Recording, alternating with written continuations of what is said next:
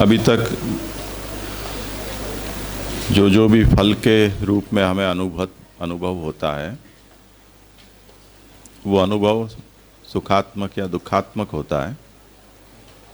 और सुख दुख के ही उद्गम और अनुद्गम की अवस्था के भेद से इच्छा, काम, द्वेष, क्रोध, लोभ, मोह, मद, मात्सर्य ऐसे भी मनोभाव यथायथ प्रकट होते रहते हैं। तो क्योंकि फल प्रकरण का यहाँ निरूपण करना है, इसलिए आचार्य चरणों ने आनंद के ही आविर्भाव तिरोभाव से किस प्रकार से हमारे अंतःकरण में सुख दुखादि वृत्तियाँ पैदा होती हैं, वो हमें समझाया।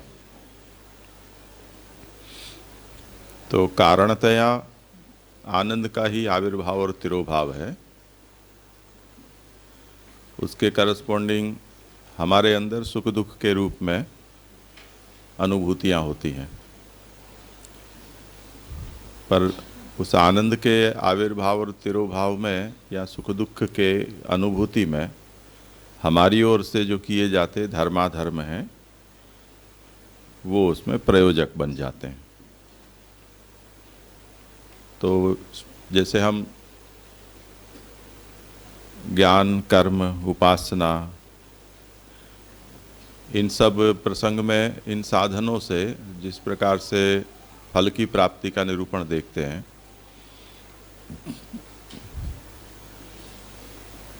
उसमें ज्ञान मार्गी साधक ज्ञान साधना करता हुआ जब फल प्राप्त करने की अवस्था पर पहुंचता है,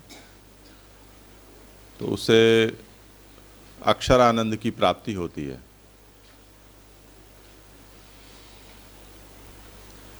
यदि उससे पूर्व उसकी जीवन मुक्ति हुई, तो यहीं उसको आनंद का अनुभव हो जाता है। वो अनुभूति होती है, वो उसका वर्णन यदि हम करना चाहें तो सुखात्मकतया ही उसका वर्णन करते हैं। इसलिए जो तैत्तिरीय उपनिषद में आनंद मीमांसा की गई है, वहाँ पर हम जिस तरह से उस आनंद को समझ सकें उसी प्रकार से उसका वर्णन किया गया है कि कोई एक युवा स्यात् साधु युवाध्यायकः आशिष्ठो दृढ़िष्ठो बलिष्ठः तस्येयं पृथिवी वित्तस्य पूर्णा स्यात् स एको मानुषा आनंदः। युवा हो, साधु पुरुष हो, शक्ति संपन्न हो, ऐसे व्यक्ति को ये पूरी पृथ्वी वित्त से भरी पड़ी उसकी हो जाए,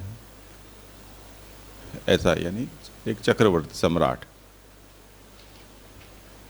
उसको जो आनंद का अनुभव होता है वो एक आनंद है।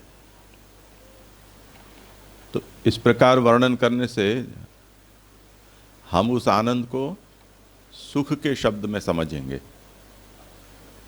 आनंद का मतलब सुख होता हो या नहीं होता हो या उससे अधिक होता हो, जो कुछ भी हो, पर हमारी समझ तो क्योंकि हमने किसी भी फल की अनुभूति सुखात्मकता से ही होती है, अच्छा लगा, ऐसे मज़ा आई, ऐसे उस तरह से वो आनंद है, वो सुखात्मक ही अनुभूत होता है।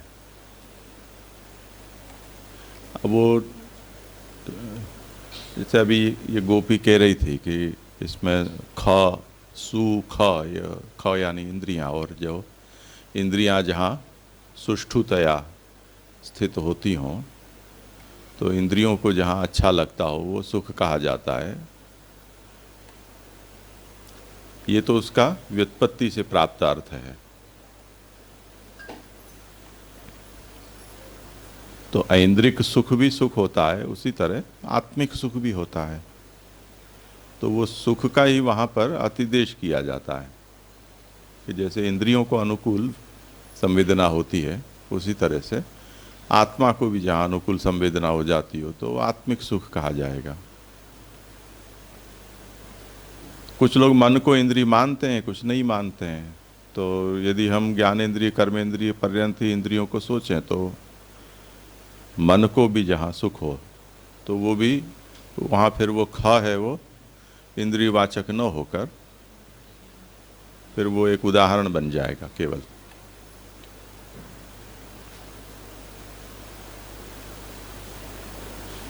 पर उसका जो उद्गम होता है वो जैसे ज्ञानी को ज्ञान साधना उस आनंद का आविर्भाव कराने वाली बनती है, कर्म मार्गी को कर्म साधना उस आनंद का आविर्भाव कराने वाली होती है। ऐसे उपासना, स्वतंत्र भक्ति, शरणागति, तो ये सब तो जो मुख्य मार्ग हैं उनकी दृष्टि से हमने इसका विचार किया। अब जो मुख्य मार्ग नहीं है पर लोक में भी हमें ये सब जो अनुभूतियाँ होती हैं, तो उन अनुभूतियों में कुछ हमारी ओर से प्रयत्न होता है और कुछ विषय का उसमें भाग होता है, और उसके सामने सुखानुभूति का माध्यम बनने वाली जो हमारी इंद्रियां है, मन है, वो है। तो अंतःकरण जो मुख्य रूप से होता है कि जहाँ ये सब प्रकार की वृत्तियाँ पैदा होती हैं, तो आनंद का उद्रेक होने पर वहाँ सुख का अनुभव हो जाता है, अन्यथा दुख होता है। इस प्रकार ये निरूपण हुआ। अब प्रश्न ये है कि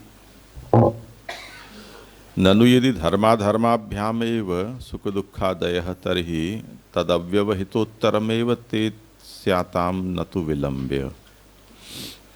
जैसे कि ऊपर निरूपण किया गया कि अधर्माभासे धर्माभासे च तानि फलानि, ये जो सब फल होते हैं वो धर्म अधर्म या धर्माभास और अधर्माभास होने पर उसके परिणाम स्वरूप ये फल होते हैं। यदि ऐसा है तो जैसा ही धर्म किया तो उसका फल हो जाना चाहिए, अधर्म किया तो उसका फल हो जाना चाहिए। तो वो कर्म संपन्न होने के साथ ही उसका रिजल्ट पैदा हो जाना चाहिए। विलंब से हो ये ठीक नहीं लगता है, क्योंकि कर्मणः त्रिक्षणावस्थायित्वेन विरम्य व्यापारस्य अशक्य वचनत्वात्। कर्म है वो त्रिक्षणावस्थायी होता है, इसलिए कर्म हो जाए पर उसकी प्रतिक्रिया कई जन्मों बाद पैदा हो, कई दिनों बाद पैदा हो, तो ये बात तो समझ में आने वाली नहीं है। अब कहते हैं कि नहीं, उसके लिए तो व्यवस्था है कि भले ही हमको अनुभव हो उस प्रकार से वो फल पैदा नहीं होता है, पर अपूर्व तो पैदा हो जाता है। तो जो भी कर्म जब किया उसके साथ ही उसका एक अपूर्व पैदा हो गया। तो अथ अपूर्वेण अन्यदा तद्भवति इत्युच्यते। कालांतर में जो फल होता है वो कर्म समाप्त होने के साथ उसका अपूर्व पैदा हो गया, पर फल वो अपूर्व कभी भी योग्य समय पर फल के रूप में आ जाता है। तो कस्तर ही तदुद्बोध समयो यदा एते भवन्ति। मान भी लिया कि चलो अपूर्व के रूप में कुछ हो गया कर्म के साथ ही, पर वो अपूर्व कब हमें प्राप्त होगा, उसका उद्भव कब होगा। जैसे बच्चा हो जाता है 9 महीने सुखदेव जी जैसा हो जाता है तो 16 साल तक भी सही, पर कुछ कैलकुलेशन तो होता है ना कि अब होगा होगा होगा होगा। ऐसा तो नहीं है कि हम पता ही नहीं चले। तो इस तरह से कब होगा ये आशंका रहती है। तो अब महाप्रभु उसको कहते हैं कि ये सब फल होते हैं, पर कदा भवन्ति, ये फल कब होते हैं, ऐसी आकांक्षा होती है। तो कहते हैं विपाकः कर्मणाम येषाम प्राग्देह विनिपाततः प्राप्तस्तानीह भुज्यन्ते ततोन्यानि भवान्तरे। येषाम कर्मणाम विपाकः, जो कर्म पक जाते हैं, प्राग्देह विनिपाततः प्राप्तः तानि इह भुज्यन्ते। यानी हमारा जो ये देह है, वो देह अभी गिरा नहीं है, और गिरने से पहले हमारे कर्म यदि पक गए हैं तो वो इसी जन्म में हम भोग लेते हैं, यानी उनका फल हमें भोग लेना होता है। और जिनका विपाक नहीं हुआ है और देहपात हो गया तो पकते रहेंगे। जब पकेंगे, जिस जन्म में पकेंगे, तब वो हमें फल देंगे। ये व्यवस्था है। तो जो ये यहाँ आशंका की गई थी कि किया और फल मिल गया, ऐसा आवश्यक नहीं है, क्योंकि अपक्व हो तो नहीं होता है। इसलिए वे प्रकाश में अब समझाते हैं कि अल्प फलानि बहुकाले पक्वानि भवन्ति। फल यदि अल्प हैं तो वो पकने में बहुत समय लेते हैं। उपचितावयवत्वमेव पाकः, क्योंकि पाक का मतलब क्या होता है कि जो भी वस्तु है उसके अवयव जब फूल जाते हैं, सीज जाते हैं, उपचित होते हैं, तब वो पकते हैं। उसके लिए ऊष्मा की अधिकता चाहिए। जैसे हम आम फल आदि सब पकाते हैं, इसी तरह खेत में जो अनाज होता है वो वर्षा काल में उसकी बुआई हो जाती है। पानी मिलने पर वो वृक्ष पौधे सब बड़े भी हो जाते हैं, फिर धूप में तपते हैं, तब ये सब गेहूँ और ये सब धीरे धीरे पकते हैं। एवं कर्मणाम अपि विपाको ज्ञेयः, इसी तरह जो कर्म है उनका विपाक इसी तरह से होता है। इदानीम अविपक्वानि कालांतरे पक्वानि भवन्ति। तो हम देख रहे हैं कि फल तो लटक गए हैं, तो अभी हरे हरे हैं, पीले नहीं हुए हैं, तो धीरज रखो, उसका जब समय आएगा तब पक जाएंगे। इसको पुरुषोत्तम जी थोड़ा बहुत समझाते हैं कि ननु कर्मणाम तौल्यात कथम केशांचित अत्र विपाको अन्येषाम जन्मांतरे। हम कर्म करते हैं, कर्म तो सभी एक सार होते हैं, फिर भी कुछ कर्मों का पाक यहीं हो जाता है और फल मिल जाता है। कई ऐसे होते हैं कि जिनका जन्मांतर में मिलता है। तो ऐसा क्यों होता है? वो कहते हैं कि अफलेत्यादि, यानी अल्प फलेत्यादि। अल्प फलानि बहुकाले पक्वानि भवन्ति। वो समझाते हैं कि तथा च, इससे ये सिद्ध हुआ कि महाफलान्यत्र पच्यन्ते इत्यस्मिन्नेव तत्फलम भुज्यते। बड़े फल हैं वो तो यहीं पक जाते हैं। तो इतना सब बैकलॉग लेकर अगले जन्म तक खींचना, उसके बजाय यहीं निपटा दो तो अच्छा है। तो जो बड़े बड़े फल हैं वो तो यहीं भोग लेते हैं, गिर पड़ते हैं। और शेषाणी परत्र, जो बाकी हैं छुटपुट हैं, वो सब बाद में होते हैं। इसलिए ऐसी उक्ति भी है कि अत्युग्र पुण्य पापा नाम इहैव फलम अश्नुते। जो पाप और पुण्य अति उग्र प्रकार के हैं, उनके फल यहीं भोग लेने पड़ते हैं, उनको आगे नहीं विलंबित किया जाता है। एवं कर्मणाम स्वभावो बोधितः, ये कर्म की बात बताई गई। अब ये प्रश्न होता है कि ये पाक क्या वस्तु है कर्मों का? को अत्र पाकः, तो विवक्षित पाक पदार्थम विवृण्वन्ति उपचितावयवत्वमेव पाकः। पाक किसे कहते हैं कर्म का, वो समझाते हैं कि ऊष्माधिक्येन सजातीय संवलने उपचितावयवत्वम एव पाकः। उदाहरण से समझा रहे हैं कि जब अधिक ऊष्मा दी जाती है और जो सजातीय पदार्थ हैं, दाल चावल जो भी कुछ हो, उसके जब अवयव हैं वो उपचित हो जाते हैं, फूल जाते हैं, बड़े हो जाते हैं, वही पाक कहा जाता है। रोटी भी देखते हैं तो पकी हुई रोटी का क्या प्रमाण, फूल जाती है, फुलका बोलते हैं जिसको। पूड़ी फूल गई, पानी पूरी फूल गई, उसमें हंसने का क्या है? पानी पूरी में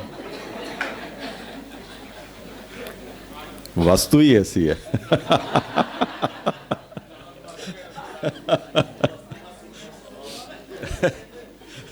स्वादिष्ट विषय चल रहा है यहाँ।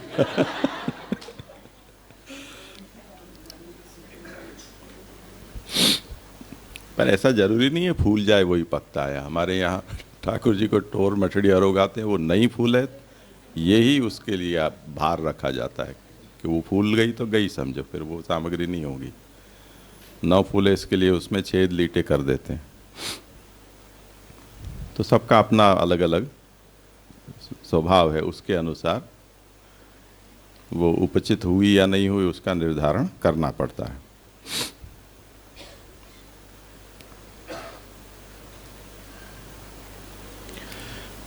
रूप रसादि विपर्यास रूपम कार्यंच फलादौ तद्गमकम। इसलिए केवल उपचितता में फूल जाना ही ये नहीं है, पर जैसे उसका रूप देखा जाता है। हमने चून सेकने के लिए रखा, अगर वो बादामी जैसे रंग का हो गया तो उसमें फूलता नहीं है वो, तो हम समझ जाते हैं कि वो अब सिक गया। इसी तरह रूप परिवर्तन होने से रसादि विपर्यास रूपम, मेसुक आदि जैसी सामग्री होती है जिसको हम चाशनी घी डालकर सेकते हैं, या शीरा हो गया, तो वो जब घी छोड़ने लग जाए, जो अंदर घुस गया है रस, वो क्या तदनुप्रविश्य तच्चत्यच्चा भवत, ऐसे। तो पहले वो तो उसके अंदर घुसता है, और जब कच्चा होता है तब वो घी डाला हुआ दिखलाई नहीं देता है, पर जब वो सीज जाता है तो सीजा हुआ है वो ग्रहण किया हुआ घी को बाहर छोड़ देता है। तो विपर्यास ये सब जो हैं वो उसके गमक होते हैं कि अब ये विपाक हो गया। कुछ वस्तु डूब जाती है तो वो पक्व हो गई मानी जाती है, कुछ तैरने लग जाए तो पक्व हुई मानी जाती है। एवं पाक पदार्थम निश्चित है, ये तो पुरुषोत्तम जी कहते हैं, मैंने ऐसे ही पाक शास्त्र सिखा दिया। हाँ, यहाँ कोई कुकिंग क्लास नहीं चलानी है। एवं कर्मणाम अपि विपाको ज्ञेय, इस तरह से हमें कर्म का भी विपाक जान लेना चाहिए। वो क्या है कि त्रिक्षणावस्थायित्व पक्षेपि अपूर्व समुदाय तादृश स्थले वाच्य एव, अन्यथा परमापूर्वस्यैव असिद्धे है। कर्म का विपाक भी इस तरह से जानना चाहिए। वो क्या जानना चाहिए? तो जैसे ऊपर बताया कि कर्म तो खत्म हो गया, तो अब तत्काल उसका परिणाम भी तो दिखलाई देना चाहिए ना। तो वो यदि परिणाम दिखलाई नहीं देता है तो मन में ये हुआ कि जो किया धरा उसका हुआ क्या। अरे भगवान। तो जो कर्म, मतलब तात्पर्य ये है कि जो वस्तु कंटिन्यू है उसमें तो मनुष्य का विश्वास रहेगा कि ये अभी परिणाम को पैदा करती रहेगी। पर जो क्रिया का विराम हो गया है, जैसे ऑपरेशन थिएटर में किसी को ले गए, थिएटर के बाहर वो लाल बल्ब जल रहा है, दो चार लोग थोड़ी देर से आए, क्या हुआ, क्या समाचार है, नहीं अभी ऑपरेशन चल रहा है। चल रहा है इसका मतलब वो फल इकट्ठा हो रहा है।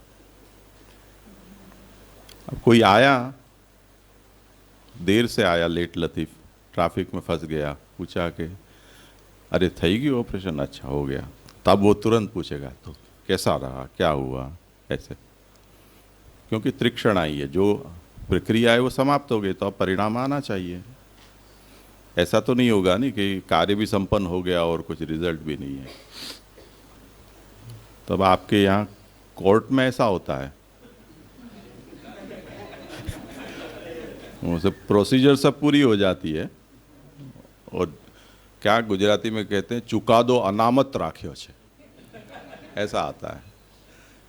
अभी वो रिजल्ट है वो पेंडिंग है, सोच विचार के फुर्सत से। बीच में वेकेशन आ गया 2 महीना, तो जलसा मार रहे हैं जय।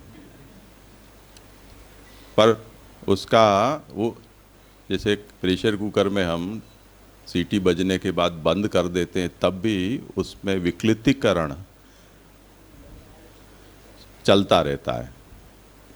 तो जिन लोगों को फुर्सत है वो 3 सीटी में सीजने वाली वस्तु को 2 सीटी में बंद कर देते हैं और बाकी का आधा घंटा रखने देते हैं, तो तीसरी सीटी बिना बजे भी वो वस्तु सिद्ध हो जाती है।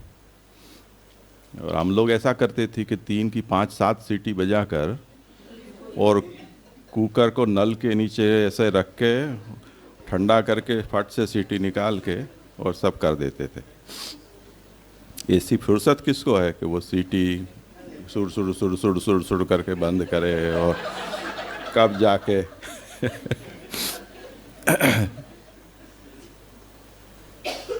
तो ये जो पाक है ये उसकी अपूर्व की प्रक्रिया है, अपूर्व होता है।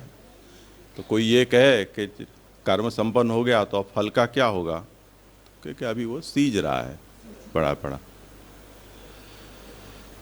तो उसे यहाँ समझाया कि जो अल्प होते हैं वो ज़्यादा समय लेते हैं। अभी हम लोग मांडवी से आए, हमारे यहाँ जो आम का पेड़ है उसमें बरसात एक आध हो जाने के बाद उसके आम पकते हैं, मतलब वृक्ष के ऊपर जो पकते हैं वो। अब इस बार कुछ ऐसा मौसम में चक्कर चला कि बहुत पहले ही वसंत पंचमी के आसपास तो उसमें छोटी छोटी केरियां शुरू भी हो गई। और अब हम जा रहे थे बेट शंकोद्धार, तो हमारा यूँ क्या भी ठाकुर जी के आम है तो ठाकुर जी अरोगेंगे नहीं अरोगेंगे, क्योंकि हम फिर तो आने वाले नहीं, जन्माष्टमी पर जाएंगे, तब तक तो आम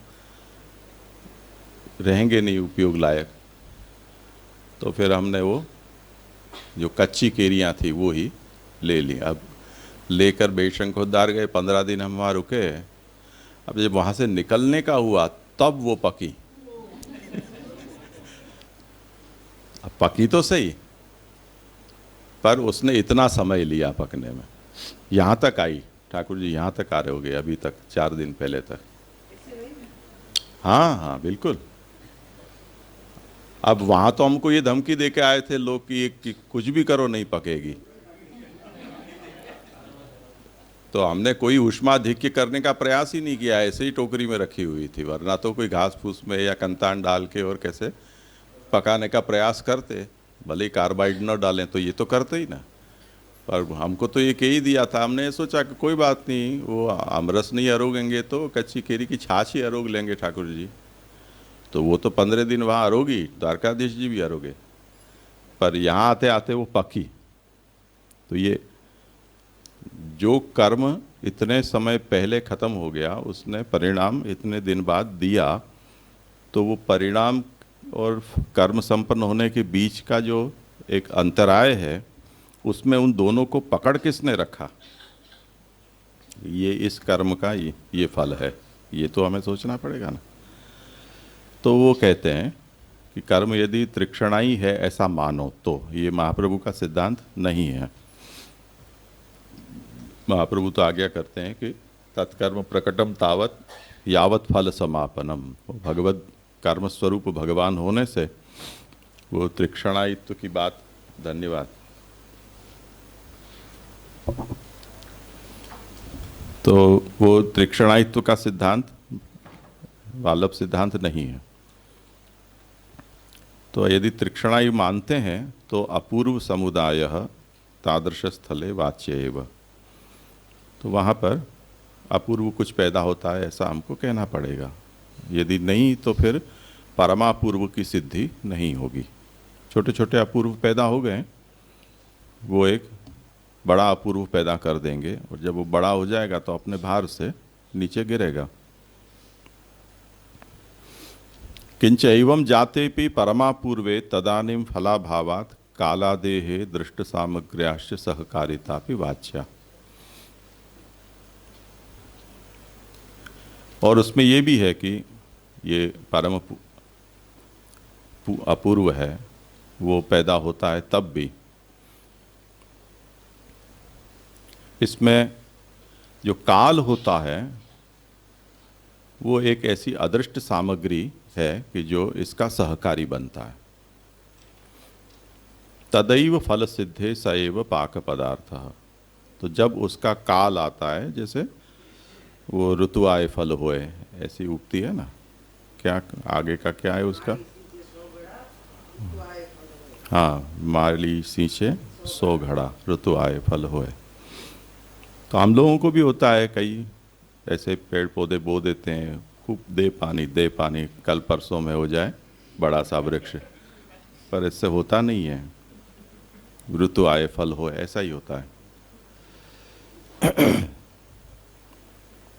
ये देखो पीछे नीलगिरी हो गई।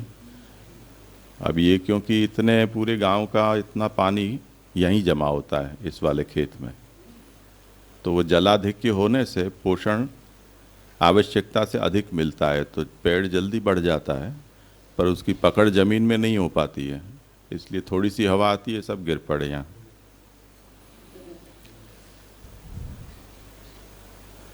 तो काल उसमें सहकारी बनता है। अस्माकंतु कर्म स्वरूपस्य भगवतः सार्वधिकत्वात्। अब जो सिद्धांत है वो क्या है कि अपूर्व अपूर्व कुछ होता नहीं है, बेकार बात है। हमारे यहाँ तो कर्म स्वरूप भगवान ही है और वो तो सर्वदा रहते हैं, इसलिए वो गैप बीच में आती ही नहीं है जो मीमांसकों को लगती है कि आज हुआ और कल हुआ। तो सार्वधिकत्वाद येन पुंसा विहितेन स्वकर्मणा अन्यदीयेन वा कर्मणा यादृशो अभिव्यंजयितुम आरब्धः तम प्रति तादृशेव कर्मांतरैः स पूर्णो यदा अभिव्यक्तो भवति तदा पूर्णतया भोगयोग्यो भवति। तो भगवान तो सदा सर्वदा अवस्थित हैं, इसलिए कोई मनुष्य विहित कर्म करता है, इसी तरह कोई दूसरा व्यक्ति उसका कर्म भी चल रहा है। अन्य दिए न वा कर्मणा यादृशो अभिव्यंजयितुम आरब्धः तम प्रति तादृशैः कर्मांतरैः स पूर्णो यदा अभिव्यक्तो भवति तदा पूर्णतया भोगयोग्यो भवति। तो वो भगवान ही कर्म स्वरूप होने से उसने जो कर्म का आरंभ किया है वो करते करते जब भगवान को ये प्रतीत होगा कि अब ये कर्म की पूर्णता हुई है, तो भगवान अपनी इच्छा से वहाँ आविर्भूत हो जाते हैं।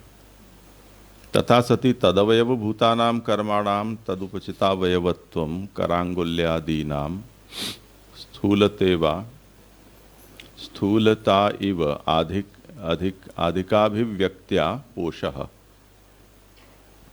तो जो कर्म लंबे समय तक चल रहा है उसमें एक मुख्य कर्म होता है, कुछ उसके अवयवभूत कर्म होते हैं। तो वो उसके जो अवयवभूत कर्म हैं उनके जितने भी अवयव हैं वो अवयव उपचित होते जाते हैं। जैसे हम कोई संकल्प करते हैं कि हमको इतने मंत्र का जप करना है, तो वो जप की माला लेकर हम करते हैं, एक संपन्न हुई तो उसकी संख्या हम गिनते हैं। तो एक कर्म का एक जो साइकिल जप का पूरा हुआ तो वो एक अब सीजने पड़ गया, आपने उसको अपने सीजने रख दिया, वो अब सीज रहा है, दूसरा हमने शुरू किया। ऐसे उसके जो अवयवभूत छोटे छोटे कर्म हैं वो सब होते जाएंगे, फिर इकट्ठे होकर वो फल रूप हो जाएंगे। सैव विपाक पदार्थो ज्ञेयः इत्यर्थः। यहाँ विपाक शब्द का यही अर्थ समझना चाहिए। तो वो समझाते हैं कि इदानीम अविपक्वानि कालांतरे पक्वानि भवन्ति। तो जो त्रिक्षणावस्थाई पक्ष है उसमें उस तरह से, और जहाँ पर कर्मस्वरूप भगवान मानते हैं तो वहाँ भी कर्म का विपाक तो भगवद इच्छा से, भगवान के संकल्प से हो ही जाता है। अब कहते हैं कि जैसे विपाक होता है उसी तरह से कर्मनाश भी होता है। तो वो समझाते हैं कि स्वरूपनाशस्तु प्रायश्चित्तादिना भी भवति, कर्मक्षयस्तु भोगे नैव। कर्म स्वरूप का नाश प्रायश्चित आदि से हो जाता है और कर्म का जो क्षय है वो कर्म के फल को भोग लेने पर हो जाता है। तो वो कैसे, उसका क्या मतलब है वो समझाते हैं कि ननु यद्देवं कर्मणाम अवश्य फलत्वं तदा प्रायश्चित्तादि शास्त्र वैयर्थ्या पातः। कर्म अपना फल देकर ही रहता है, यदि ऐसा आप सिद्धांत बताते हो तो प्रायश्चित की व्यर्थता हो जाएगी, क्योंकि प्रायश्चित तो जैसे कोई गड़बड़ी हो गई तो उसको सुधारने के लिए प्रायश्चित कर्म शास्त्र बताता है। तो किया हुआ कर्म है उसमें यदि हम कुछ परिवर्तन न कर सकें और वो अपना फल देकर ही रहे तो फिर शास्त्र प्रायश्चित कर्म जो बताता है उसका कोई मतलब ही नहीं रह गया। तो वो समझाते हैं कि स्वरूपनाशः प्रायश्चित्तादिनापि।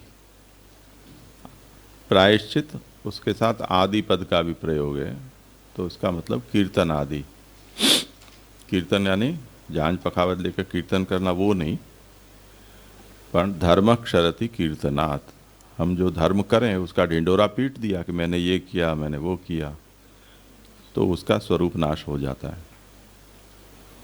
स्वरूप नाशः यानी फलानुकूलाकार नाशः, क्योंकि कर्म तो आपने कर दिया था, वो कर्म तो हो चुका, उसका नाश तो नहीं हो सकता है, पर वो किया हुआ कर्म अब जो फल पैदा करने वाला है वो फलानुकूल उसका आकार नष्ट हो जाता है। जैसे आपने किसी को कुछ उपहार अच्छी तरह से रैप करके और गिफ्ट पैक में भेजा, वो कुरियर वाले ने उसको तोड़ फोड़ दिया, कुरूप बना दिया, उसमें से वो वस्तु निकल गई, तो जब वहाँ वो पहुँचेगा तो उसके योग्य रहेगा ही नहीं। इस तरह से यहाँ भी जो कर्म है, जिस उस कर्म को यदि आपने प्रचारित कर दिया, ऊपर ना ओढ़ लिया, बीड़ा ले लिया, लोगों के सामने फोटो वोटो खिंचवा दी, तो वो सब नाश हो गया। यानी अब उसका कोई फल नहीं, क्योंकि फल तो उस रूप में, प्रसिद्धि के रूप में आपको मिल गया। तो अब जब कहोगे कि मैंने वो किया उसका मुझे फल दो, तो ठेंगा बता देंगे कि आपको वो तो तुमने उसी समय ले लिया, ताली बजवा दी, सो वाई वाई करवा ली, तो वो फल तो मिल गया ना, अब किस बात का फल, आगे बढ़ो, ये बात है।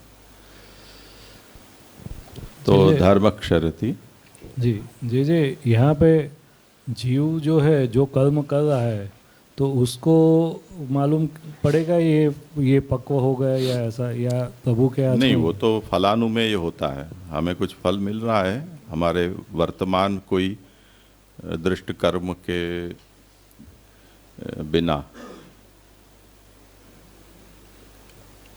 तब फिर आपको ये सोचना होगा कि ये कोई ऐसे जन्मांतरीय कर्म है जो पक्व होकर और आपको फल दे रहे हैं। जैसे अभी हमने वो बालक का उदाहरण दिया कि भाई उसको मनुष्य जन्म मिला, तो उसके तो कोई कर्म अभी शुरू ही नहीं हुए हैं, तो वो क्या कहेगा? तो जन्मांतरीय कर्म है, वो उसके फलस्वरूप उसको सत्कर्म के फलस्वरूप मनुष्य जन्म प्राप्त हुआ है, ऐसा वो कह पाएगा। यानी ऐसा कोई पैरामीटर फिक्स नहीं है कि यार जीव को मालूम पड़े कि भाई अभी ये पक्व हुआ या नहीं हुआ, ऐसा कुछ नहीं हो सकता है, ऐसा है? नहीं है, ठाकुर जी की चाहें तो हो भी सकता है। आजकल क्योंकि अब सब जगह ट्रैकिंग की सुविधा हो गई है ना, ऑनलाइन ऑर्डर किया तो कहाँ पहुँचा वो कर लो, डाउनलोड करने डाला तो कितने MB डाउनलोड हुआ वो भी देख लो डिटेल में। आजकल सब रसोई की चीज़ें भी पारदर्शक आने लग गई हैं, तो कांच के ढक्कन आ गए तो उसमें यूँ ही देख सकते हैं हम। माइक्रोवेव, और उसमें भी हमको पता चल जाता है। तो उसके कारण थोड़ा कुतूहल हमें ज़्यादा होता है कि सब कुछ हमें पता चल जाना चाहिए, पर ये तो सस्पेंस है, इतना पता नहीं चलता। अब तुम्हारे हाई कोर्ट की और भी सब भी अब कार्यवाही है, वो ऑनलाइन हो जाने से हम ट्रैकिंग कर सकते हैं, हमारा जो भी कुछ है वो सब किसी का भी कर सकते हैं। पहले नहीं पता चलता था, पहले कितना सब पैसे खवाने पड़ते थे सबको, तब जाके बताता था। पर यहाँ कुछ ऐसी भ्रष्टाचार की व्यवस्था नहीं है। अब क्या कर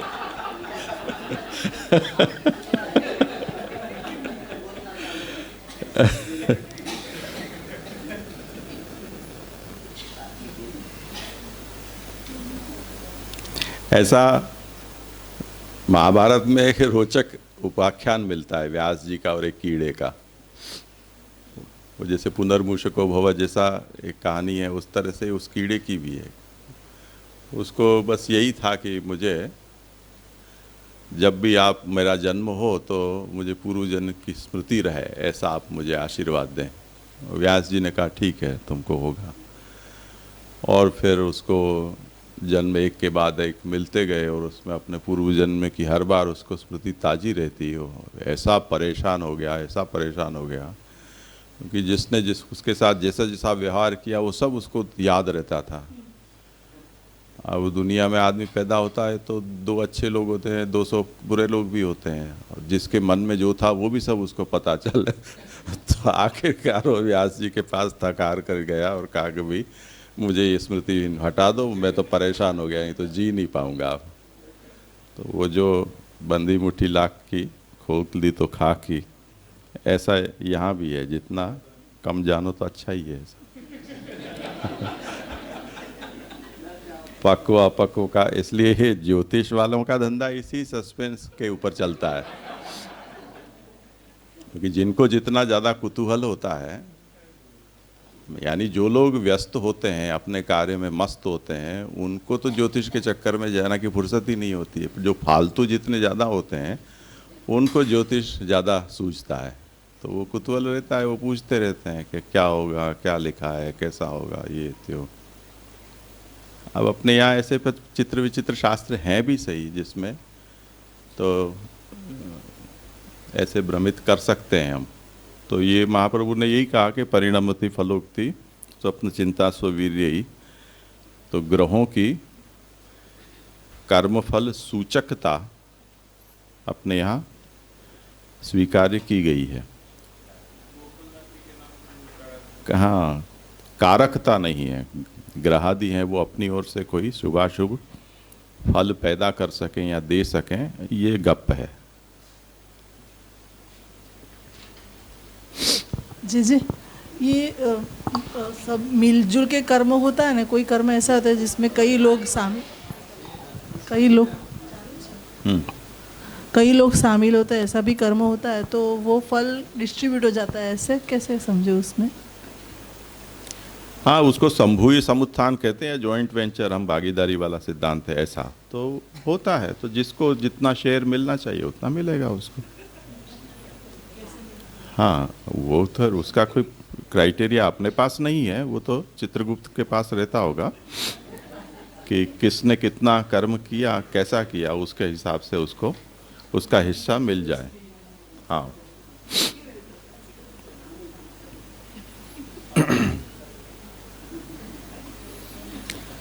तो जैसे कर्म पैदा होता है उसी तरह से ये कर्म नाश भी होता है। उसमें एक उदाहरण ये बताया कि जैसे हम धर्माचरण करते हों, उस धर्माचरण का हमने प्रचार कर दिया, वाहवाही लूट ली, तो वो स्वरूप नाश हो जाता है। यानी अब वो धर्म शास्त्र रीत्या जिस फल को पैदा करने वाला था वो अब पैदा नहीं करेगा। और स्वरूपनाश और कर्मक्षय ये 2 अलग चीज़ें हैं। उसे पुरुषोत्तम जी समझाते हैं कि स्वरूपनाश का मतलब है फलानुकूलाकार नाश, यानी फल के अनुकूल आकार का नाश हो जाना, ये स्वरूपनाश है। और कर्मक्षयस्तु तत्स्वरूप तिरोभाव, तो वो उसके स्वरूप का ही तिरोभाव हो जाना। यानी हमने जो लिखा ब्लैक बोर्ड या वाइट बोर्ड पर, उसको हमने साफ कर दिया, बिल्कुल मिटा दिया, या जो हमने कोई हिस्ट्री है उसको परमानेंटली डिलीट कर दी, फैक्ट्री सेटिंग कर दी, ऐसा मतलब। तो ये कर्मक्षय है। और मूल में ये कहा कि कर्मक्षयस्तु भोगे नैव, ये भोग से ही कर्म का क्षय होता है, ये उपलक्षण समझना चाहिए। क्योंकि उसका कारण पुरुषोत्तम जी बताते हैं कि कर्मणाम कर्म निरहारो न ह्यात्यंतिक इष्यते अविद्वदधिकारित्वात् प्रायश्चित्तम विमर्शनम। केचित् केवलया भक्त्या वासुदेव परायणा अघम धुन्वन्ति कार्त्स्येन निहारमिव भास्करः। कर्म से कर्म का निर्हार आत्यंतिकतया नहीं हो सकता है। जो अविद्वद अधिकारी हैं उनके लिए प्रायश्चित बताए गए हैं, और जो वासुदेव परायण हैं वो केवल अकेली भक्ति से ही सभी पाप को उसी तरह नष्ट कर देते हैं जिस तरह सूर्य जब उदय होता है उस समय ओस का निशेष नाश हो जाता है। तो इस प्रकार से भगवत भक्ति से भी जैसे प्रायश्चित से होता है, उस तरह से भगवत भक्ति से भी उसका स्वरूप नाश होता है। इसी प्रकार ज्ञानाग्नि सर्वकर्माणि भस्मसात कुरुते तथा, जैसे भगवान गीता में आज्ञा करते हैं कि ज्ञानाग्नि भी सब कर्म को भस्म कर देती है। तो इन वाक्यों से ये सिद्ध होता है कि एतद अन्यतमेन कर्मक्षयः, इनसे भी कर्मों का क्षय हो जाता है। जी, स्वरूप नाश और कर्मक्षय, तो स्वरूप नाश में जैसे आपसी ने समझा कि मतलब दूसरा स्वरूप उसका रहेगा, इस तरह ये दोनों।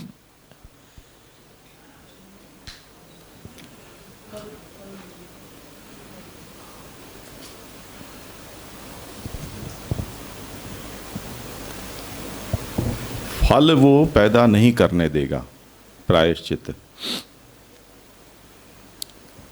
ये स्वरूप नाश का मतलब है। आपने कोई ऐसा कर्म किया कि जिस कर्म के परिणाम स्वरूप आपको शुभाशुभ फल मिलना चाहिए, सामान्यतः अशुभ, शुभ के में तो कोई प्रायश्चित क्यों करेगा, तो आपको उसका फल मिलना चाहिए, पर आपने उसका प्रायश्चित कर लिया। वो कर्म तो किया हुआ खड़ा है, पर आपको उसका जो असत फल है वो प्रायश्चित कर लेने के कारण नहीं मिलेगा, रुक जाएगा। ये बात है, इसको कहते हैं स्वरूप नाश। और कर्मक्षय का मतलब ये है कि वो कर्म, जैसे गुजराती में कहते हैं ना, हतो न हतो करी नाख्यो, ऐसा। तो मानो कि वो किया ही नहीं है, ऐसा, यानी उसकी हिस्ट्री भी डिलीट हो गई है, ऐसा वाइप आउट कर देंगे। अगर फल नहीं मिलेगा ऐसा कोई कर्म, मतलब फिर कुछ ना कुछ अपूर्व पैदा करेगा। ऐसा फल नाश हुआ, स्वरूप नाश, तो फिर वो कर्म खड़ा रह के भी मतलब उसका एग्जिस्टिंग क्या, मतलब उसका वैल्यू क्या, अगर कर्म खड़ा ही रहे। क्योंकि प्रायश्चित कर्म में ये बात और कही गई है कि जो भी प्रायश्चित योग्य होता है वो निषिद्ध निंदित ऐसा ही कर्म होता है। वो तो जो अधिकारी ब्राह्मण है या गुरु आचार्य हो, उसकी उपस्थिति में वो करना होता है संकल्प पूर्वक प्रायश्चित, वो जग जाहिर हो जाता है। तो वो आदमी ने जो किया है वो खुद तो जानता है, दुनिया भी जानती है कि ये पराक्रमी है, तो भले ही उसका फल है वो तो नष्ट हो गया, अब उससे दुष्फल नहीं मिलेगा, पर गांव तो ये कहेगा अच्छा ये तुमने किया था ना, वही हो ना, ऐसे। तो कर्म खड़ा रहता है, ये तात्पर्य है। जी जी। आजकल जैसे ये ऐसे कानून आते हैं ना कि वो याद रखते हैं कि एक बार ये किया तुमने, ट्रैफिक सिग्नल ब्रेक किया, दूसरी बार तुमने ये ट्रैफिक रूल तोड़ा, तीसरी बार तोड़ा, तब जिस समय आपने जो भी अपराध किए हैं उसके बाद आप अपना वाहन चलाने के लिए जो भी उसका चालान है वो भरकर आपने अपना व्यवहार चालू रखा है। प्रायश्चित करके, पर आपकी हिस्ट्री में 1 बार 2 बार 3 बार आप ये उपद्रव कर चुके हो, वो रजिस्टर्ड है। तो या दूसरी तीसरी बार करोगे तब फिर वो या तो प्रायश्चित बढ़ता जाएगा या फिर आगे आपका लाइसेंस कैंसिल हो सकता है।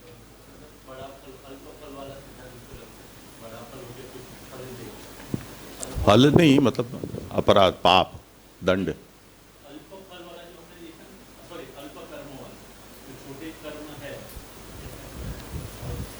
नहीं, वो तो कोई भी कर्म का जो फल है वो उग्र होगा, बड़ा होगा तो तत्काल मिलेगा, छोटा होगा तो इकट्ठा होकर कालांतर में मिलेगा। ऐसे तो 5-15 अपराध आपने एक साथ कर लिए, पर वो अपराध ऐसे हैं कि अभी ठीक है, अभी इकट्ठा ही करेंगे ना हिसाबियों, ऐसा सोचकर सरकार या अधिकारी है वो ये कहें कि करने दो थोड़ा और अच्छा इकट्ठा हो जाए। तो क्योंकि ऐसे दारू पीते पकड़ा गया या जुआ रमते हुए पकड़ा गया तो उसकी तो इतनी छोटी छोटी सज़ा होती हैं, जामीन भी मिल जाते हैं, तो उसमें कुछ व्यवस्था, हाँ उसमें वो उनकी परिश्रम ज़्यादा होता है। उसके बजाय जो थोड़ा थोड़ा अपराध कर रहा है उसको करने दो, जिससे उसका साहस बढ़े, थोड़ा बड़ा अपराध अच्छी तरह से कर ले, पीछे उसको 5-15 साल के लिए डाल दो अंदर, तो झंझट नहीं। ऐसे तो पक्वता का मतलब ये है अनबेरेबल हो जाना। जी जी जी जी। इसमें जो स्वरूप नाश के लिए जो कंडीशन बताई, वो साधक की अगर वाहवा के लिए जो कर्म करता है तब उसका स्वरूप नाश होता है, या वो कर्म से उसकी वाहवा होती है तो नाश होता है? अब ये तो ऐसा है नहीं कि उसकी सम्मति और इच्छा के बिना तो ये हो ही नहीं सकता है। ये और बात है कि हम कुछ करके जाएं और लोग स्वभाव से ही उस कर्म की प्रशंसा करें, हमको पता भी ना हो। पर जब मैंने कुछ किया और मुझे मंच पर बुलाकर सम्मान किया जा रहा है, ताली बजाई जा रही है, तब उसमें मेरी सम्मति नहीं है या इच्छा नहीं है, ऐसा तो मैं नहीं कह सकता हूँ ना। तो अब वो किस प्रकार का है वो उसके ऊपर निर्भर करेगा। अभी तो ये तो बिना केस स्टडी के हम क्या कह सकते हैं। नहीं तो अगर इनको महाप्रभु जी के प्रागट्य के साथ जोड़े तो उनके पूर्वजों को भगवान ने बोला था कि 100 सोम यज्ञ के बाद मेरा अवतरण होगा, तो वो अगर 100 सोम यज्ञ में उनकी प्रतिष्ठा की वजह से उनका पात नहीं हो सकता है, उसके यानी उन्होंने भगवद अर्पण कर दिया होगा, कर्म ऐसा समझ लेना चाहिए। ये कोई ऐसे कर्म थे ही नहीं कि जो आज्ञा थी इसलिए वो कर रहे हों, वो तो करते ही थे। वैदिक ब्राह्मण परंपरा थी जो आज भी चली रही है ना, तो नई कोई बात, वो तो उनका स्वाभाविक ही जीवन था। उनको तो केवल प्रकट होकर ये कहा कि जो तुम कर रहे हो उसमें 100 सोम यज्ञ की अवधि संपन्न होगी, तब तक में वो आविर्भाव होगा। वो तो केवल टाइमलाइन बताई गई थी, उसका फल ये है ऐसा नहीं कहा गया है। महाप्रभु का प्राकट्य यज्ञ के फल के रूप में हुआ है ऐसा नहीं है। आया तो जी जी, यहाँ पे ये कहा ना कर्म क्षयस्तु भोगे नहीं, वह मतलब उसका फल वो भोग लेता है तब कर्म का क्षय हो जाता है, ऐसा ऐसी प्रसिद्धि है कि कोई भी फल, कर्म फल है, वो बिना भोगे नष्ट नहीं होता है। पर ये महाप्रभु की पंक्ति का पुरुषोत्तम जी ने ये अभिप्राय दिया है कि जैसे इन वचनों में हमें ये मिलता है कि भक्ति से, ज्ञान से भी कर्म क्षय होता है, तो यहाँ महाप्रभु ने जो एवकार लगाया है ना कि कर्म का क्षय तो भोग से ही होता है, स्वरूप नाश प्रायश्चित आदि से हो सकता है। तो पुरुषोत्तम जी कहते हैं कि इसे यहाँ उपलक्षण समझना चाहिए।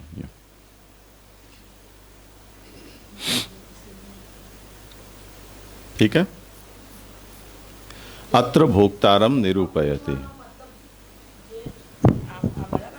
जैसे अपूर्व का मतलब ये हुआ कि जब कोई कर्म किया और जब उसको उसका पाक होकर उसका रिजल्ट हमें मिला, उसके बीच का जो उसका परिपाक का जो समय है, ऐसा समझना चाहिए जे अपूर्व का सब मीनिंग। अरे भाई, बालक पेट में है, ये अपूर्व है, पैदा हो गया, वो फल है। जो फल हमें दिखाई नहीं देता हो वो अपूर्व के रूप में है, क्यों? हाँ, अदृश्य या अपूर्व। कोई कर्म का ही है ना, लेकिन वो हम्म? कोई कर्म का ही है, वो अपूर्व है ना। कर्म का, कर्म का जो कर्म का फल दिखलाई नहीं देता हो और कहीं पड़ा हुआ हो वो। हाँ। अब भोक्तारम निरूपयति करें ना कि वो रास गरबा है कुछ, वो कब है?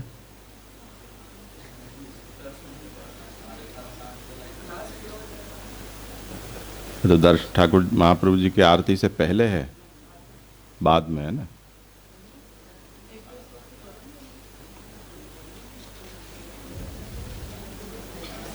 हाँ, इसको तो संपन्न कर ही लें, तो फिर क्या है कि ये फल प्रकरण पूरा हो। अत्र भोक्तारम निरूपयति, अब भोक्ता का निरूपण करते हैं कि ये सब कौन भोगता है। तो एते सर्वे विशेषेण जीव सन्निधि मात्रतः स्फुरन्त्यन्यस्याभिमानात् जीवो दुखी निगद्यते। जीव की सन्निधि मात्र से ये सब स्फुरित होते हैं। अब ये जो संसार है, अविद्या है, मिथ्या है, अनुभूति सत्य है या क्या है, वो सब जो विषय चर्चा में आए थे उसका यहाँ समाधान करते हैं कि इन सब की अनुभूति कौन करता है। तो जीव की सन्निधि होने से और उसका देहादि का अभिमानी होने से, यद्यपि ये सब अनुभूतियाँ अंतःकरण में होती है, पर कहा ऐसे जाता है कि ये जीव दुखी है, ये सुखी है, ऐसा। और उसमें अग्र पश्चात भावतश्च कर्मणा स्फुरितो हरि अग्रोद्गमानुद्गमनहि सुख दुखे तनोति ही।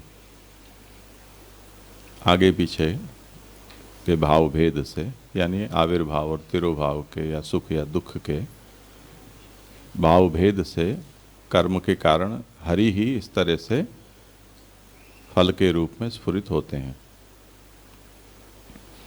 और यदि अग्र उनका उद्गम होता है तो सुख होता है, अनुद्गम होता है तो दुख होता है। तो ये सब जीव को होता है। तो भोक्ता कौन हुआ? जीव हुआ। टेक्निकल सेंस में ये सब अनुभूतियां अंतःकरण में होती हैं, पर अंतःकरणाभिमानी होने से जीव उसे खुद को होने वाली अनुभूति समझता है। उसे आप समझाते हैं कि अंतःकरण धर्मा एव एते।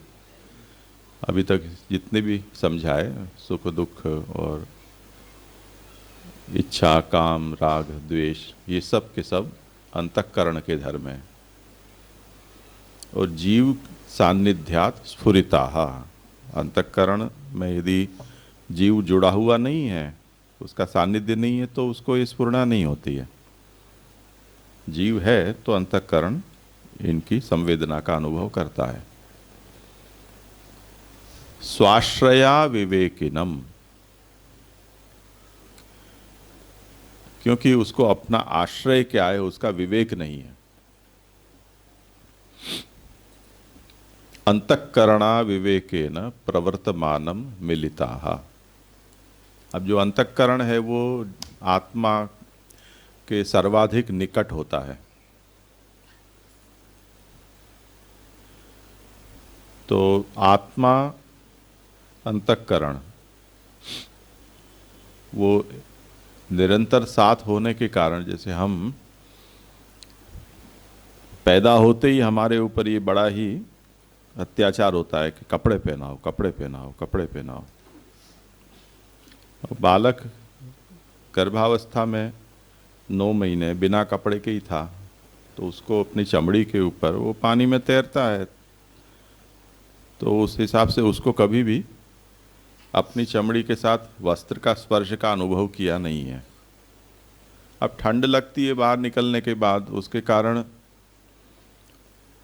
उसको कुछ क्षण के लिए अगर कंबल में या किसी में लपेट दिया तो अच्छा लगता होगा, पर अधिकांश बालक वस्त्र पहनने से बिदकता है, उसको अच्छे नहीं लगते हैं वस्त्र।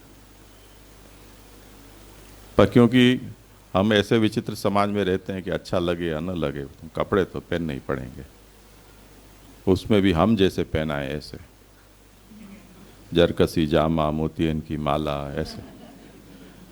तो बेचारा बालक अनिच्छया भी निरंतर जो पहनता रहता है, तब फिर वो वस्त्र रहित अपने आप को जिसने कभी देखा नहीं है, सोचा नहीं है, और देखा होने पर आलोचना उसकी होती है, डांट पड़ती है, तो अब बिना वस्त्र के वो नहीं रह सकता, वो उसका स्वरूप बन गया।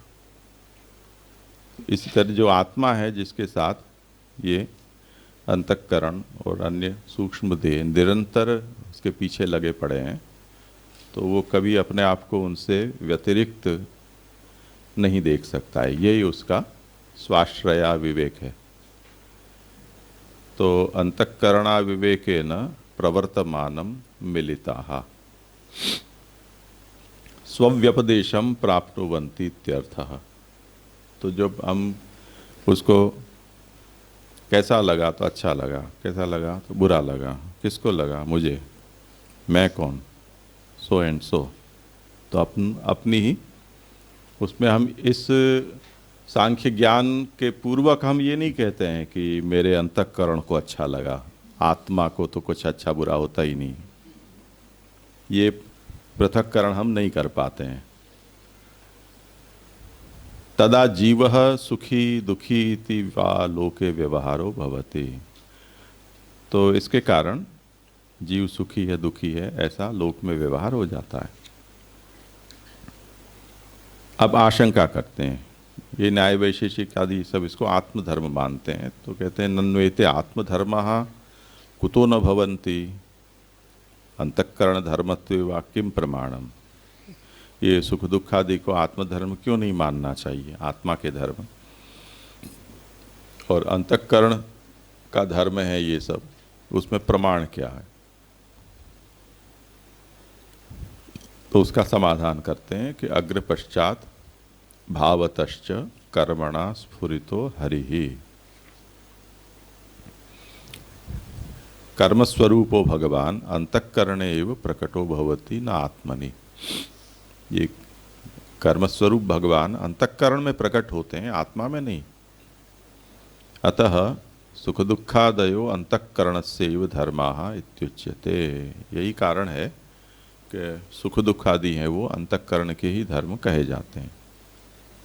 सच कर्मात्मा, ये कर्मस्वरूपी जो भगवान है वो विधि निषेध प्रकारेण स्फुरितः, विधि प्रकार से और निषेध प्रकार से स्फुरित होते हैं, तब पूर्वोक्त न्यायेन सुख दुखे तनोति।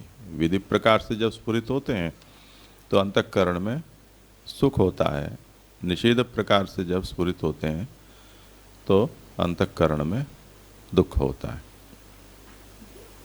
इस प्रकार से ये जो मुख्यतया ये सब अनुभूतियाँ हैं, संवेदनाएं, वो अंतःकरण की है, पर उपचारवश या तदभिमानी होने से अध्यासवशात ये आत्मा को खुद की हो ऐसी अनुभूत होती है।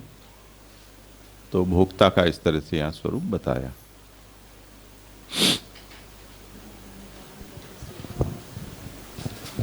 जी यहाँ कर्मात्मा विधि निषेध प्रकारे ने, वो जो धर्म अधर्म भास वाला कहा था वही ना। कर्मात्मा विधि निषेध प्रकारेण स्फुरितः सुख दुख, मतलब तो विधि निषेध मतलब जो आगे हमने धर्म और अधर्म से जो सुख दुख देखा था वही ये समझ। हाँ, विधि मतलब पुण्य, निषेध यानी पाप। धर्म अधर्म वाला आगे एक ही बात है ना वो। हाँ। निषेध अधर्म है, विधि धर्म है। तो कर्मरूप भगवान का स्फुरण पाप और पुण्य रूप में होता है, यूं कहना चाह रहे हैं। ये अनुभूति की बात चल रही है ना। तो पुण्य है वो सुखजनक हो गया ना, पाप है वो दुखजनक हुआ। जय तो जो जीव कालाश्रित है उनको ही ये अनुभूति होगी ना, जो भगवान के शरण में गए हैं कि जिनके पर काल का कोई मतलब कार्य नहीं हो रहा है, तो वहाँ पे ये कर्म भगवान वो कैसे समझेंगे? वो भी कुछ तो कर्म करता ही होगा ना। वो कर्म भगवान वहाँ पे कार्य तो करते ही होंगे। अनुभूति शून्य तो कोई थोड़ी होता है, कुछ तो अनुभूति होती है ना। जैसे स्थित प्रज्ञता की बात की उस प्रकार से मानो कि सांसारिक विषय में वो ऐसा स्थित प्रज्ञ हो गया, गुणातीत हो गया। गुणातीतावस्था में भी कुछ तो आनंद उसको होता ही है ना, तो उसको वहाँ उद्भव होगा। अब क्योंकि मानो कि उसको देहाद्य अभिमान नहीं रह गया है, तो जो कुछ पैदा होगा वो मेरे साथ हो रहा है या उस तरह से उसको अनुभूत नहीं होगा सुख दुख के रूप में। जैसे कि हमको एनेस्थेसिया दे देते हैं, हम मनुष्य कोमा में चला जाता है, हम सब कुछ देखते भी रहते हैं, पर वो हमारे साथ ये घटना हो रही है ऐसा हमारा अनुभव नहीं रह जाता है। तब फिर ऐसा होगा स्थिति, कुछ तो अनुभूति रहेगी ना।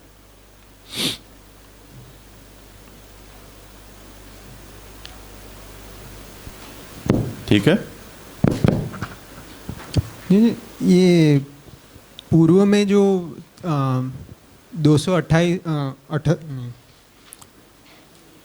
288वीं कारिका में ये जो बात आई सुख के संदर्भ में कि जब पूर्ण आविर्भाव है सुख का तो वो ब्रह्मानंद रूप है, तो यहाँ पर ये जो पुण्य मतलब अंतकरण से जोड़ रहे हैं इसको कि ये धर्म है वो अंतकरण स्थायी है या अंतकरण आश्रित है, तो वहाँ पर ब्रह्मानंद के प्रागट्य में भी वो जीव का कार्य अंतकरण ही करेगा जब पूर्ण आविर्भाव है तब भी। अर्थात जो वहाँ पर जो 3 प्रकार बता रहे कि यहाँ तो ईशतः प्रागट्य है, बहुप्रागट्य है वो स्वर्ग लोक रूप है, और संपूर्ण प्रागट्य है वो ब्रह्मानंद रूप है। वो तो आचिका ने शास्त्रार्थ प्रकरण में ही ब्रह्मानंदे प्रविष्टा नाम आत्मनैव सुख प्रमा संघातस्य विलीनत्वाद भक्तानान्तु विशेषतः सर्वेन्द्रियस्तथा चान्तःकरणैरात्मनापि ब्रह्म भावात्तु भक्तानाम ग्रहे एव विशिष्यते। वहाँ इस बात को कह ही दिया गया ना, वहाँ उसको आत्मा से, क्योंकि संघात होता ही नहीं है तो कहाँ से होगी अनुभूति, आत्मा से ही उसको सुख का अनुभव होता है। तो ये लोक धर्म रूप सुख के लिए फिर मतलब ये उससे बाहर की बात है। यहाँ जो होने वाली है बद्धावस्था में जो कर्म के फल रूप में सुख दुख जो होते हैं उनकी अनुभूति की बात है। जीवन मुक्त और मुक्त जो है उनकी ये कथा नहीं है, क्योंकि जीवन मुक्त को भले ही देह अंतःकरण आदि हों पर वो आत्मत्वेन नहीं लगते हैं, इसलिए उसमें यदि कुछ प्रकृति के स्तर पर या गुणों के स्तर पर अनुकूल प्रतिकूल कुछ होता भी रहे तब भी वो मेरे साथ हो रहा है ऐसी उनकी अनुभूति नहीं होती। तो जीवन मुक्त को प्रश्न नहीं है, जो मुक्त हो गए उनको तो ये है ही नहीं, बचे ही नहीं है। तो आत्मा से ही होता है उसे।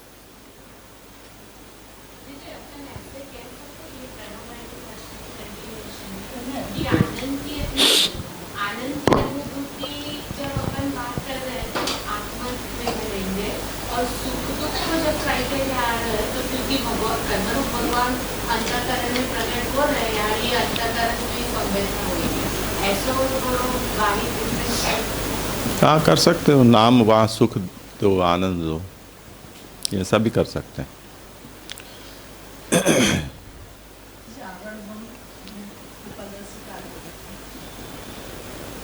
नहीं કરી લો, હજી તો સમય છે. पढ़ लो ना. किसका?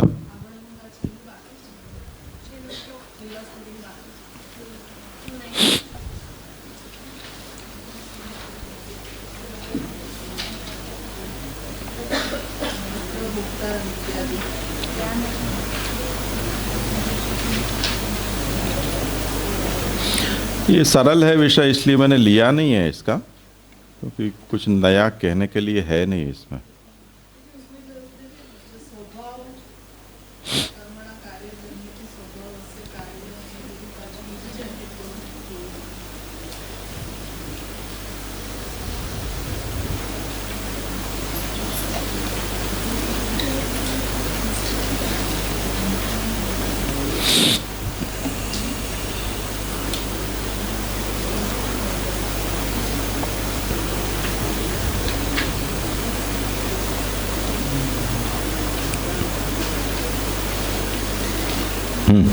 करो.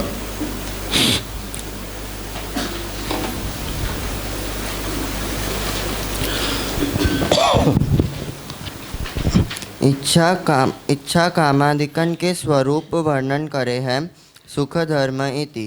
विषय की आशंसा रूप सो कछुक प्रकट भय सुख के आकार को इच्छा कहे हैं. वासो अधिक प्रकट भय सुख के आकार को काम कहे हैं. आशास्य विषय के अनुभव करते समय में अनुकूलता सो प्रकट भयो मानस आनंद सुख कहावे हैं. विषय की अनाशंसा रूप सो कछुक प्रकट भय दुख के आकार को द्वेष कहे हैं. वासो अधिक प्रकट भय दुख के आकार सो क्रोध कहे हैं. अनाशास्य विषय अर्थात जाके अनुभव करीबे की सर्वथा इच्छा नहीं होए वह पदार्थ के अनुभव करते समय प्रतिकूलता करके प्रकट भय मानस आनंद के तिरोभाव को दुख कहे हैं. पदार्थ की अत्यंत अभिलाषा सो प्रकट भय सुख के आकार की तथा अन्य जीव के अर्थ अनाशंसा सो अर्थात अन्य को ये पदार्थ प्राप्त नहीं हुए ऐसी इच्छा सो प्रकट भय दुख के आकार की एकता को नाम लोभ है. जैसे कोई वृक्ष में एक लता सो दो पत्र उत्पन्न होए तथा वे न्यारे न्यारे घाट के होए ऐसे एक राग प्रीति सो उत्पन्न भयो मोह दो रूप वारो है. धर्मयुक्त सुख को कछुक उपभेद रूप मोह पुत्र के वात्सल्य में होवे है. धर्म रूप दुख को किंचित उद्भेद रूप मोह पुत्रादिकन में क्लेश होए तब होवे है. चित्त की प्रसन्नता सो हर्ष कहे हैं. हर्ष के अधिक होए वे सो मद कहे हैं. दूसरे के उत्कर्ष को नहीं सहन करीवे सो मात्सर्य कहे हैं.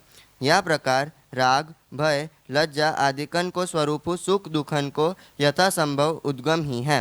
सूक्ष्म जो सुख की पूर्वावस्था तासो राग कहे है. दुख की सूक्ष्म पूर्वावस्था भय कहावे है. ऐसे औरण के स्वरूप आवरण भंग द्वारा समझ लेनो योग्य है. जैसे धर्म करीवे सो सुख होए तथा अधर्म करीवे सो दुख होए ऐसे आभास मात्र अर्थात पूर्ण धर्म नहीं करीवे सो इच्छा काम आदिक होए है. आभास मात्र अधर्म करीवे सो क्रोध द्वेषादिक उत्पन्न होए है. याही के अर्थ इनको निरूपण कियो है. ये फल धर्म अधर्म करे पीछे कब होए है ऐसी आकांक्षा भई तहाँ कहे है विपाकः कर्मणामिति. अल्प फल वारे सुकर्म कुकर्म बहुत काल में पके हैं तासो प्रथम देह को पात भय पाछे उनको फल मिले हैं. जैसे गर्मी के अधिक होवे सो वृक्ष के फलन के अवयव उपचित अर्थात फूल जावे तब वे फल पके फल कहावे हैं. ऐसे ही कर्मन को हु परिपाक जान लेनो. अत्यंत उग्र पुण्य पाप तो या ही देह में फल देवे हैं. जे पुण्य पाप अत्यंत उग्र नहीं हैं वे अभी बिना पके हैं. कालांतर में पकेंगे तब ही उनको फल मिलेगो. कर्म को स्वरूप नाश अर्थात फल होवे के अनुकूल आकार को नाश प्रायशः चांद्रयानादिक प्रायश्चित सो भी होए हैं. सर्वथा कर्मन को तिरोभाव तो भोगवे सो होय तथा ज्ञानाग्नि सर्वकर्माणि भस्म सात्कुरुतेर्जुन केचित केवलया भक्त्या इत्यादि वाक्यन के प्रमाण सो भक्ति अथवा ज्ञान सो होए है। सुख दुखादिकन के भोक्ता को निरूपण करे है एते सर्वे इति। सुख दुखादि पदार्थ अंतःकरण के धर्म हैं, जीव के सन्निधान सो उनको स्फुरन हुए हैं, अर्थात जीव के समीप रहे सो स्फुरे भय सुख दुखादिक अंतःकरण के अविवेक वारे जीव को प्राप्त होए के जीव धर्म कहावे हैं। तब अंतःकरण है सो मैं ही हूँ, ऐसे मानिवे वारो जीव अंतःकरण के सुख दुखादि धर्मन सो ये सुखी है ये दुखी है, या प्रकार लोक में व्यवहार गोचर हुए है।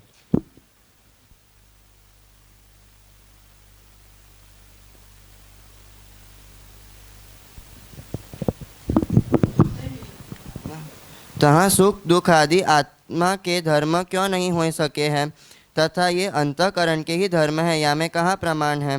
ऐसी शंका तो नहीं करनी, क्योंकि अग्र पश्चात भाव सो कर्म स्वरूपी भगवान अंतःकरण में ही प्रकट हुए हैं, आत्मा में नहीं प्रकट हुए हैं। यदि सुख दुख आदि आत्मा के धर्म होए तो शरीर रहित आत्मा को ही सुख दुख स्पर्श करेंगे, तब तो अशरीर रमवाव संतम प्रिया प्रिय न स्पृशतः, यहाँ श्रुति में प्रिय अर्थात सुख और अप्रिय अर्थात दुख शरीर रहित आत्मा को स्पर्श नहीं करे है, ये लिखी है, तासो विरोधावेगो। यहाँ ही सो कर्मफल भोगिवे में मनो मात्र लिंग देह की अपेक्षा है, तासो सुख दुख आदि अंतःकरण के ही धर्म कहे जावे है। कर्म स्वरूपी भगवान विधि निषेध प्रकार से स्फुरित होए के पूर्वोक्त न्याय के अनुसार सुख दुख को विस्तार करे है।